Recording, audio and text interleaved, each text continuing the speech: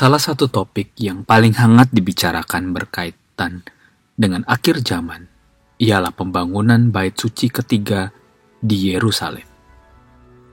Pembangunan Bait Suci ini merupakan salah satu nubuatan yang akan segera digenapi. Namun, terdapat banyak kendala yang menghambat pembangunannya. Sebut saja lokasi persis bangunan Bait Suci ketiga. Apakah tabut perjanjian sudah ditemukan? Dan bagaimana perkakas-perkakas bait itu? Bagaimana sebenarnya kisah dan kelanjutannya? Berikut adalah penjelasannya. Pada tanggal 7 Juni 1967, selang beberapa hari setelah Israel mengambil alih kekuasaan atas Yerusalem, Moshe Dayan selaku Menteri Pertahanan Israel kala itu datang untuk pertama kalinya berdoa di tembok barat dari bukit Bait Suci. Dan ia menyatakan, "Kami telah mengembalikan tempat maha kudus kami, dan kami tidak akan pernah meninggalkannya kembali." Shlomo Goren, rabi kepala dari tentara Israel, kemudian meniup shofar sebagai simbol yang dipercaya bahwa oleh suara sangkakala Bait Suci roboh, dan oleh suara sangkakala juga itu akan dibangun kembali. Pada 14 Maret 1999, Uni Eropa memberikan keterangan yang provokatif dengan berkata bahwa Yerusalem bukan ibu kota Israel dan bukan milik Israel. Perdana Menteri Israel kala itu, Ariel Sharon, mengatakan bahwa pemerintahan kami tidak memberikan kelonggaran apapun dalam hal status Yerusalem. Yerusalem adalah ibu kota bangsa Yahudi selama 3.000 tahun. Ibu kota Israel ini, kota besar negara Israel, selama 50 tahun, dan akan tetap untuk selamanya. Bahkan, ia mempertegasnya di hadapan KTT Dunia di New York dengan mengatakan bahwa Israel tidak akan pernah dibagi. Beberapa bulan berselang, Ariel Sharon mengunjungi area Bait Suci Yerusalem ini, tepatnya pada 26 September tahun 2000. Ia ditentang habis-habisan oleh umat Muslim di sekitar area tersebut, mengingat orang Yahudi dilarang keras oleh mereka menginjakkan kaki di situs suci mereka. Hal ini disebabkan oleh karena di lahan tersebut telah berdiri 2 situs bersejarah bagi kaum Muslim, mengingat di sana terdapat Dome of the Rock dan Masjid Al-Aqsa. Masjid ini sempat menjadi kiblat sebelum Nabi Muhammad SAW hijrah ke Madinah tahun 624 Masehi. Apakah mungkin bisa membangun bait suci di area situs bersejarah ini? Bukankah nantinya akan menimbulkan perang besar bagi dunia? Alkitab mencatat bahwa sebelumnya telah dibangun 2 bait suci yang sama, yakni yang pertama oleh Raja Salomo, anak Raja Daud, dan telah dihancurkan oleh Nebukadnezar saat ia menginvasi Israel pada tahun 586 sebelum Masehi. Bait Allah yang kedua dibangun oleh Zerubabel antara tahun 520 sampai 516 sebelum Masehi. Injil mencatat bahwa saat Yesus datang ke dunia pertama kali, bait kedua ini masih ada. Bahkan ia bersabda, "Kau lihat gedung-gedung yang hebat ini. tidak satu bata pun akan dibiarkan terletak di atas batu yang lain. Semuanya akan diruntuhkan.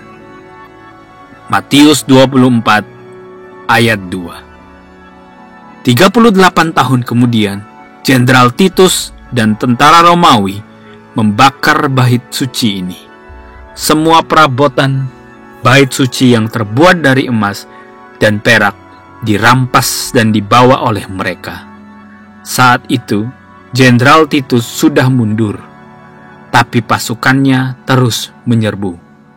Sejumlah 600.000 mayat orang Yahudi dilempar ke lembah-lembah di selatan kota Yerusalem, yaitu lembah Kidron dan Ben Hinnom. Demikian juga dengan segala emas yang menempel pada dinding batu bait suci, sehingga genaplah apa yang dikatakan oleh Yesus, bahwa tidak ada satupun batu dari bait suci tersebut akan tinggal.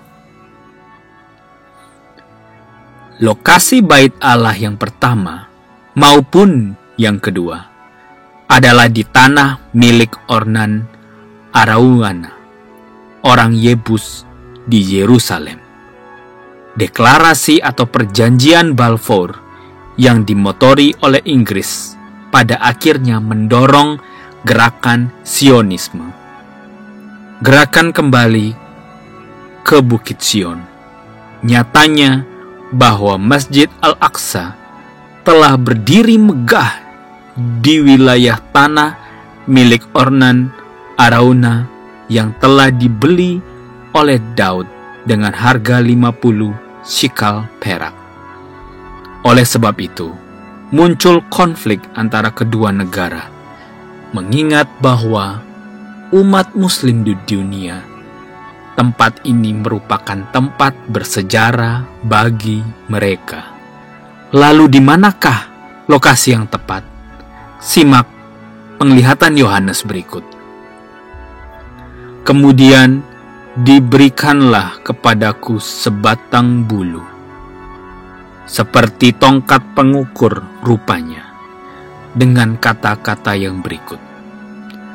Bangunlah dan ukurlah bait suci Allah, dan mezbah, dan mereka yang beribadah di dalamnya. Tetapi, kecualikan pelataran bait suci yang di sebelah luar, janganlah engkau mengukurnya, karena ia telah diberikan pada bangsa-bangsa lain, dan mereka akan menginjak-injak kota suci 42 bulan lamanya. Yohanes mendapat penglihatan dan wahyu pada tahun 90 Masehi. Sedangkan bait kedua dihancurkan di tahun 70 Masehi. Itulah sebabnya bait yang ia maksudkan pasti bait suci yang ketiga. Ingatlah bahwa lebih dari 1900 tahun yang lalu, Yohanes telah melihat adanya 2 bait suci di lokasi tersebut. Spekulasi yang paling ramai diangkat ialah mengenai perang antar bangsa-bangsa, karena Israel akan memaksakan pembangunan bait ketiga ini dengan cara menghancurkan Dome of the Rock. Namun, penglihatan Yohanes tersebut memberikan pengertian yang berbeda. Pelataran sebelah luar merupakan milik bangsa lain. Itu artinya, Dome of the Rock akan tetap berada di lokasi itu. Hal ini turut didukung oleh setelah para pakar Alkitab menghitung kembali letaknya berdasarkan Y40. Menurut Rabi Moses bin Maimon, tercatat dalam Talmud pada waktu sebelum penghancuran Titus pada tahun 70 Masehi, bait suci yang direnovasi oleh Herodes. Bait suci tidak dibangun di tengah Dome of the Rock, bahwa lokasi bait suci memang tidak tepat di tengah-tengah bait suci, tetapi jauh dari dinding sebelah selatan dibandingkan dengan jarak ke dinding yang lain. Ini menjelaskan bahwa lokasi tepatnya bait suci adalah sebelah utara dari Dome of the Rock dan sebelah barat dari gerbang timur yang ada sekarang. Di FP, catatan akhir zaman, pernah diposting mengenai pembangunan bait suci sebagai hasil akhir dari kesepakatan damai Israel dan negara-negara Arab, khususnya Palestina. Sudah beberapa pemimpin dunia yang berusaha menjadi penengah kesepakatan damai tersebut, tetapi sampai saat ini masih nihil. Akan datang waktunya sang pemimpin yang Alkitab tuliskan sebagai pembinasa keji akan membuat kesepakatan damai tersebut. Perjanjian itu akan berat sebelah, di mana Israel tetap akan menyetujuinya dengan alasan pembangunan tersebut tetap bisa dikerjakan. Dr. Asher Kaufman memberikan kesimpulan setelah ia mempelajari kasus ini bertahun-tahun lamanya. Ia mengatakan bahwa ruang Maha Kudus Bait Suci Salomo persis berada di atas Dome of the Spirit, bukan di tempat Dome of the Rock. Ruang Maha Kudus tersebut berada pada 322 kaki ke arah utara dari Dome of the Spirit. Beliau menulis bahwa lantai di sekitar Dome of the Rock sudah dipaving. Lantai tersebut dikenal dengan nama Eben Setiah atau pondasi batu yang merupakan tempat tabut perjanjian. Lokasi bangunan persis berada di belakang pintu gerbang timur jika dilihat dari Bukit Zaitun. Seperti yang kita tahu bahwa pintu ini masih disegel karena Yesus akan datang dari pintu gerbang ini. Ia akan turun di Bukit Zaitun pertama kali. 700 tahun sebelum Yesus lahir, Nabi Maleaki mengatakan ketika Yesus datang, Dia akan menuju bait Allah dan segera. Lihat, aku menyuruh utusanku supaya ia mempersiapkan jalan di hadapanku. Dengan mendadak, Tuhan yang kamu cari itu akan masuk ke bait-Nya. Malaikat perjanjian yang kamu kendaki itu, sesungguhnya ia datang, firman Tuhan semesta alam. Maleaki 3 ayat 1. Saat kedatangannya pertama kali di dunia, ia memasuki bait suci saat masih bayi.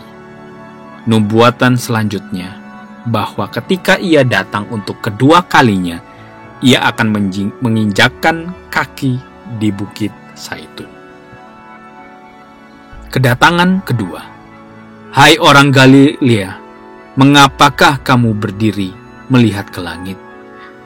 Yesus ini yang terangkat ke sorga meninggalkan kamu akan datang kembali dengan cara yang sama seperti kamu melihat Dia naik ke surga.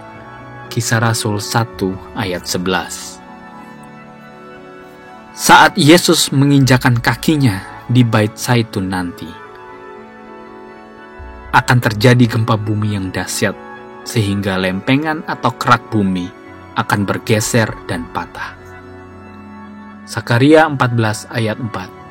Pada waktu itu, kakinya akan berjejak di Bukit Zaitun yang terletak di depan Yerusalem di sebelah timur. Bukit Zaitun itu akan terbelah dua dari timur ke barat, sehingga terjadi suatu lembah yang sangat besar.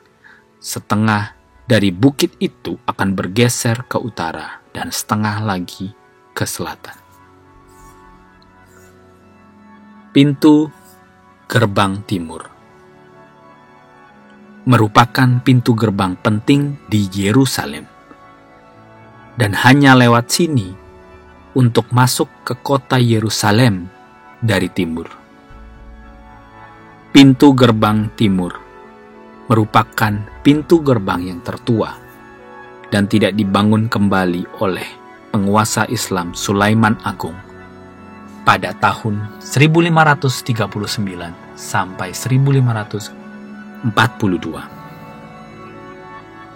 Sulaiman mengerti dari Injil bahwa Mesias akan datang kembali melintasi gerbang ini ketika dia kembali ke bumi dari pintu gerbang bagian timur ditutup oleh penguasa Islam tersebut pada tahun 810. Penutupan ini menggenapi Yehezkiel pasal 44. Orang-orang Arab yang menghuni Palestina menggunakan lahan di depan pintu gerbang timur ini sebagai kuburan.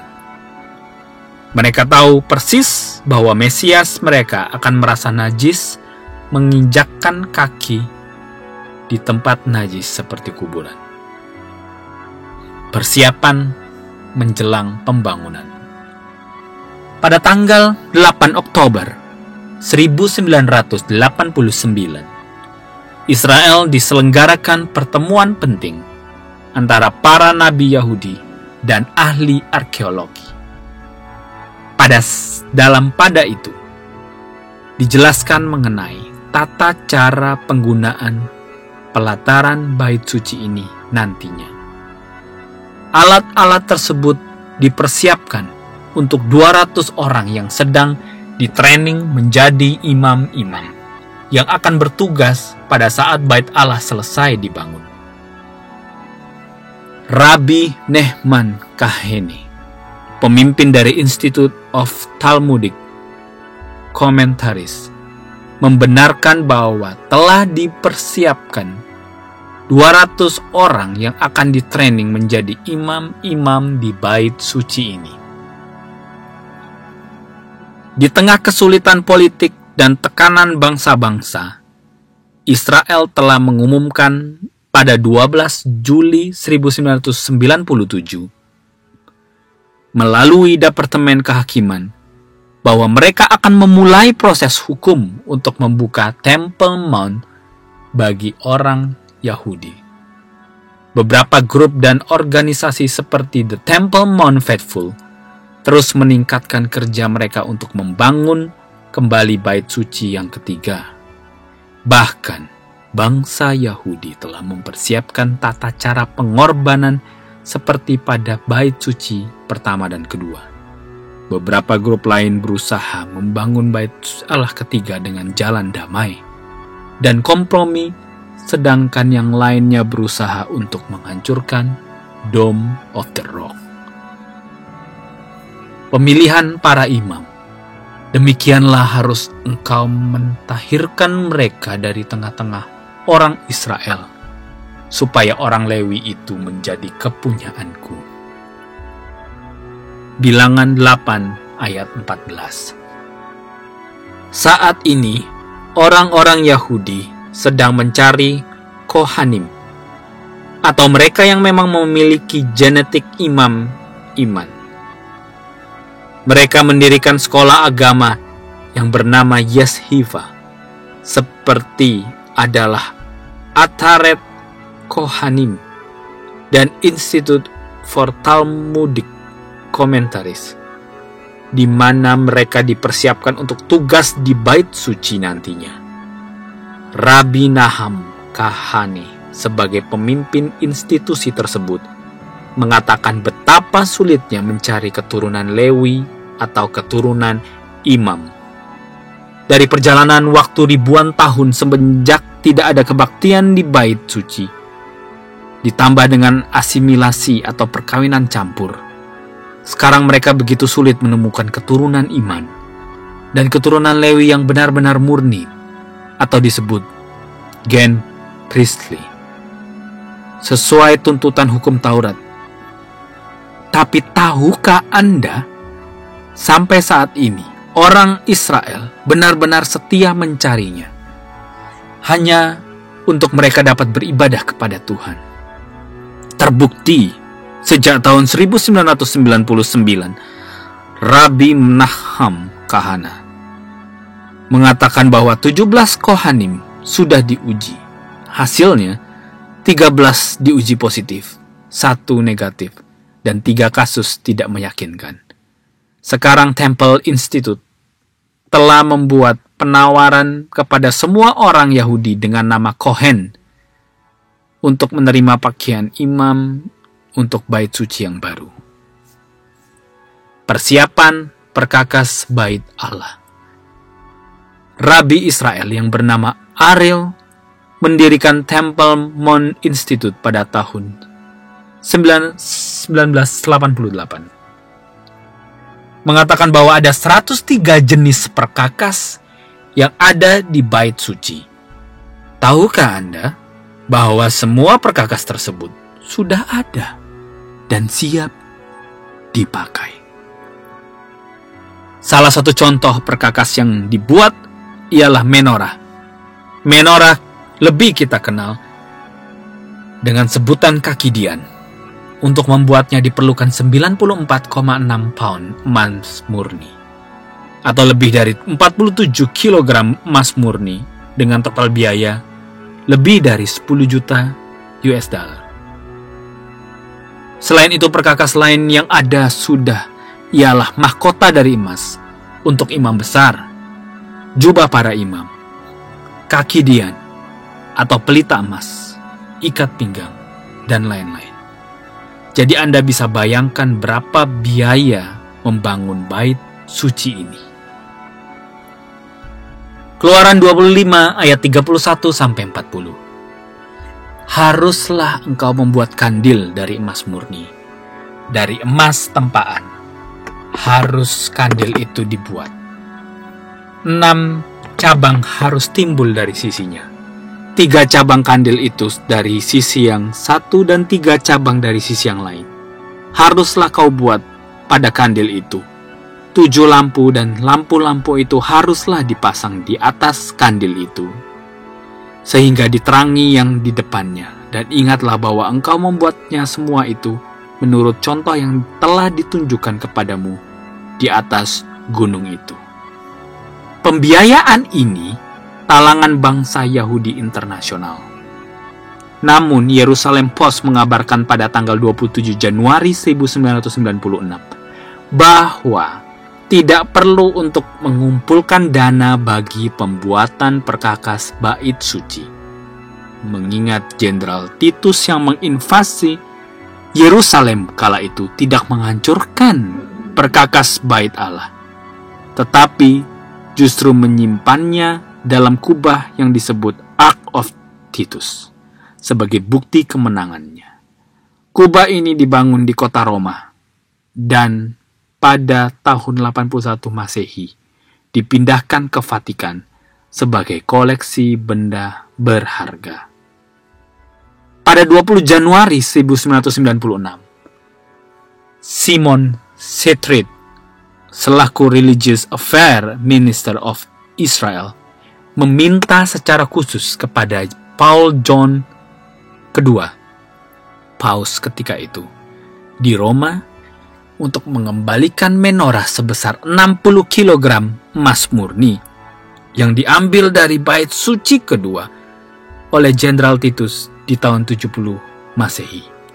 Pernyataan itu dinyatakan Simon Setrit berdasarkan data-data riset oleh Universitas Florence yang telah memastikan bahwa menorah bait suci kedua saat ini berada di antara koleksi barang berharga di Museum Bawah Tanah Vatikan.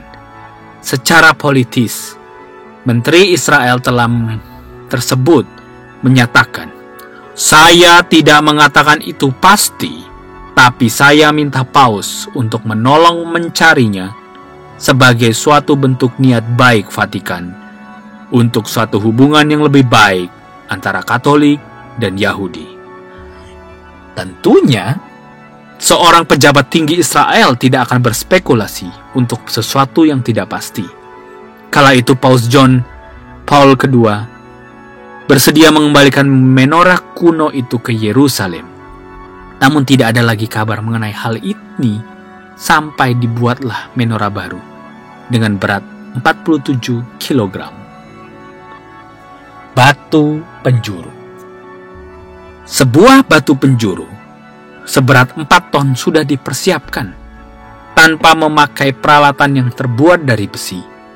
Sedang untuk fondasi Bait Allah dipersiapkan batu yang diharapkan cukup kuat bila terjadi gempa bumi. Batu itu sebesar 458 ton. Sedangkan khusus untuk fondasi ruang Maha Kudus sudah tersedia batu karang besar, kayu kain sutra, dan yang lainnya. Dipersiapkan secara teliti dan dalam jumlah yang lebih dari cukup. Hal ini seperti yang terjadi di zaman Raja Daud ketika bahan-bahan untuk pembangunan Bait Allah yang pertama dipersiapkan. Pemerintah juga telah melakukan arak-arak batu yang akan dijadikan batu pertama pada pembangunan bait ini. Batu itu mengandung emas murni. Batu ini telah diarak keliling Israel tahun 2005 sebagai tanda bahwa mereka siap untuk membangunnya. Mujizat-mujizat yang Tuhan siapkan untuk melancarkan pembangunan bait suci yang ketiga. Tuhan berfirman kepada Musa, "Berbicaralah kepada orang Israel, dan katakanlah kepada mereka, bahwa mereka harus membuat jumbai-jumbai pada punca baju mereka, turun-temurun, dan dalam jumbai-jumbai punca itu, haruslah dibubuh benang ungu kebiru-biruan. Maka jumbai itu akan mengingatkan kamu, apabila kamu melihatnya, kepada segala perintah Tuhan, sehingga kamu melakukannya untuk tidak lagi menuruti hatimu dan matamu sendiri. Seperti biasa kamu perbuat dalam ketidaksetiaanmu kepada Tuhan. Maka maksudnya, supaya kamu mengingat dan melakukan segala perintahku dan menjadi kudus bagi Allahmu."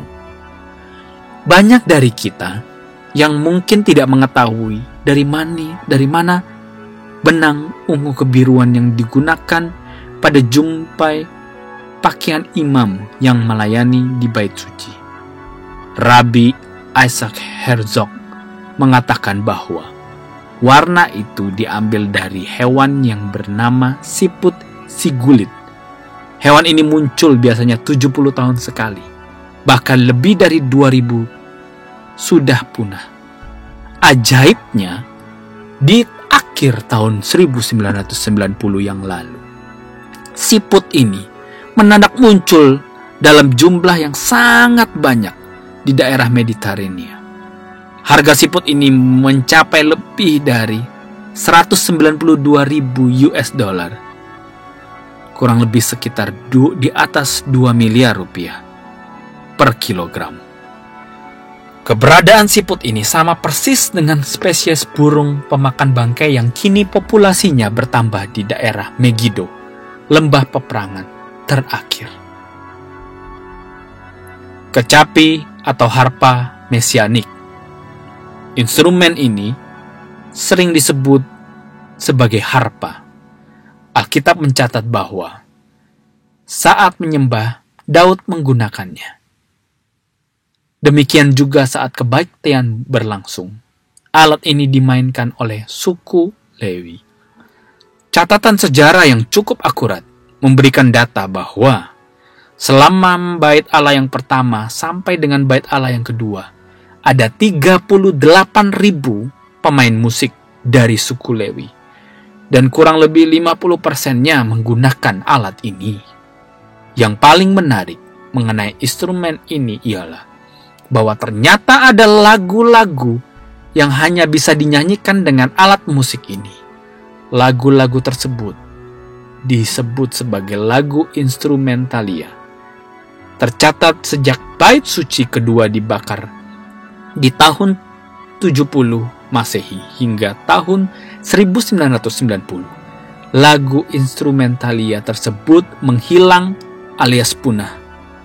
Kitab Talmud mencatat bahwa jika harpa atau kecapi Daud kembali muncul beserta dengan lagu instrumentalianya, maka kedatangan Mesias sudah sangat dekat.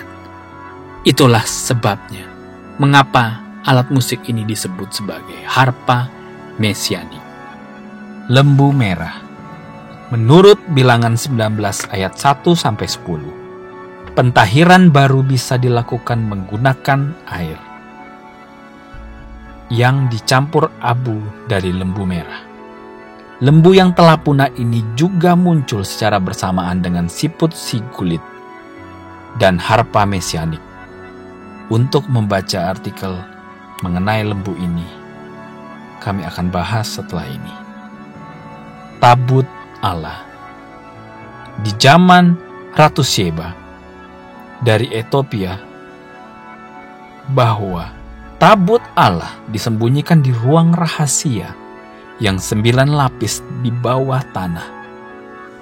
Tapi tahukah saudara, tanggal 24 Mei 1991, dengan sandi Operasi Salomo, ada 14.300 orang Yahudi Ethiopia dari Addis Ababa eksodus ke Israel. Konon tabut Allah dibawa pulang ke Israel. Mungkin benar, tapi hanya duplikat saja. Pembangunan bait suci ketiga ini semakin mencuat ke permukaan setelah seorang arkeolog yang bernama Ron White telah menghabiskan waktu bertahun-tahun di Israel menemukan tabut perjanjian persis di bawah bukit Golgota, tempat Yesus disalib. Ron telah menemukan tabut ini persis di bawah bukit Tengkorak, tempat Yesus disalib. Dan yang paling luar biasa ialah ketika di zaman perjanjian lama, tabut Allah harus dipercikan dengan darah binatang agar dosa ditutupi. Keberadaan tabut di bawah bukit Tengkorak ini juga ternyata terpercik oleh darah Yesus. Anda tahu bagaimana Injil mencatat bahwa saat Yesus disalib, terjadi gempa bumi yang dahsyat.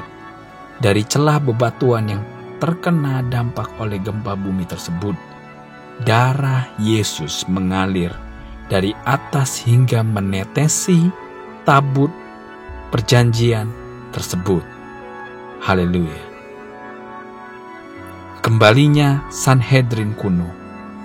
70 tetua Israel yang disebut dengan Imam Sanhedrin telah tiada sejak tahun 354 Masehi. Namun di tahun 2004, kelompok Rabi Tiberius yang diduga kuat sebagai Sanhedrin, situs berita terkenal Artis 7 mengabarkan pada tanggal 13 Oktober 2004 bahwa Sanhedrin telah memilih 71 rabi, di mana tambahan satu rabi akan memainkan peran utama seperti imam besar. Mereka mengklaim keabsahannya berdasarkan aturan kebijakan kuno. Kelompok ini akan memainkan peran yang sangat vital dalam mengatur masalah hukum dan agama bangsa Israel. Kandidat yang paling kuat pernah diberitakan akan mengepalai imam Sanhedrin ialah Rabbi Chaim Richman. Beliau berprofesi sebagai direktur International Temple Institute. Sampai saat ini bangsa Yahudi membangun sinagog untuk berdoa dan mempelajari tentang Totah dan Taurat.